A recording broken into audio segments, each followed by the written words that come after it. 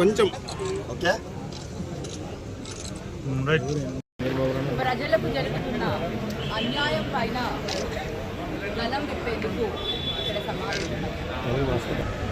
ప్రతి మీటింగ్లో అది పులివెందుల కానివ్వండి, కడప కానివ్వండి, మహానాడు కానివ్వండి, ఎలక్షన్స్ ముందు ఉన్న మీటింగ్లలో కూడా ప్రతి ఒక్క మీటింగ్లో చంద్రబాబు నాయుడు గారు ఒకటే చెప్పారు, నేను ప్రభుత్వంలో వస్తే విద్యుత్ ఛార్జీలను పెంచను, అంతేకాకుండా వీలైతే విద్యుత్ ఛార్జీలను తగ్గిస్తాను అని ఎంత గొప్పగా అందరినీ మోసం చేశారో ఇవాళ మనం అందరం కూడా తెలుసుకోవాలి. గతం 2014లో కూడా ఈ విధంగానే అబద్ధపు మాటలతో మోసం చేసి ప్రభుత్వంలో వచ్చారు. కానీ ఈసారి మరి పవన్ కళ్యాణ్ చూసుకునో మరి ఎవరిని చూసో ప్రజలు మోసపోయారు. ఈసారి కూడా అబద్ధాలు చెప్తున్నా కూడా మరి మనం అందరం కూడా మోసపోవాల్సి వచ్చింది. మరి కూటమి ప్రభుత్వం ఈరోజు ఏం చేస్తుంది? 6 నెలలు తిరగకుండానే 15,000 కోట్ల భారాన్ని ప్రజల మీద వేస్తుంది.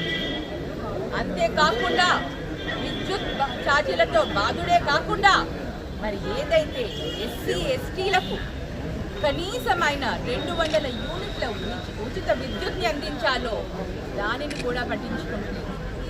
మరి రైతులకి విద్యుత్ని కానివ్వండి, ఇంటికి కావలసిన కనీసం విద్యుత్ లేదే ఈరోజు ఏ పని కాదు.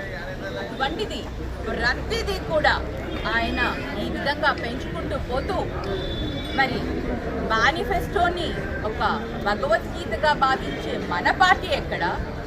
ప్రజలను మోసం చేసేదానికి ఒక మేనిఫెస్టోని తయారు చేసుకొని పబ్లిక్లోకి ప్రజల్లోకి వచ్చి ఓటు వేయగానే ఆ మేనిఫెస్టోని చెత్తబుట్టలో వేసే మరి కూటమి ప్రభుత్వం ఎక్కడో ఈరోజు మనందరం కూడా ఇటువంటి పాలన కూటమి ప్రభుత్వం చేస్తుంది.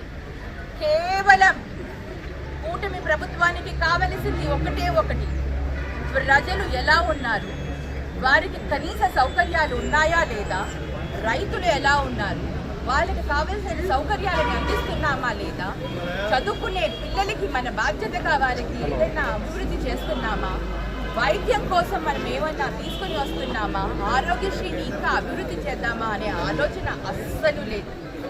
కూటమికి ఉన్నదంతా ఒకటే, ఏపీ అన్న ఒక్క పదాన్ని, ఏపీ అంటే అమరావతి, ఏ అంటే అమరావతి, పి అంటే పోలవరానికి పరిమితమై ఉన్నారు. ఈ రెండు తప్ప ఎక్కడా కూడా ఏది కూడా దృష్టి పెట్టలేదు.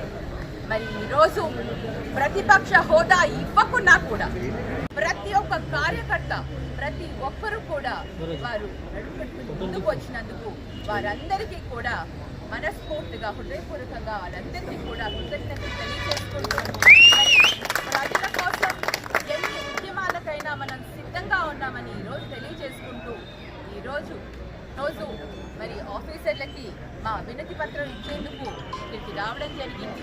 మీ అందరి సహకారం మాకు ఎప్పుడూ ఉండాలని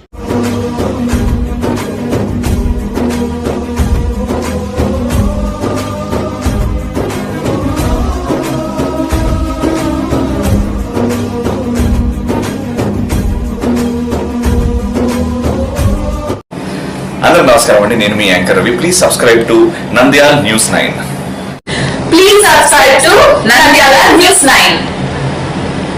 ఆ లేటెస్ట్ అప్డేట్స్ కోసం వెంటనే సబ్స్క్రైబ్ చేయండి. సబ్స్క్రైబ్ చేసేటప్పుడు పక్కనే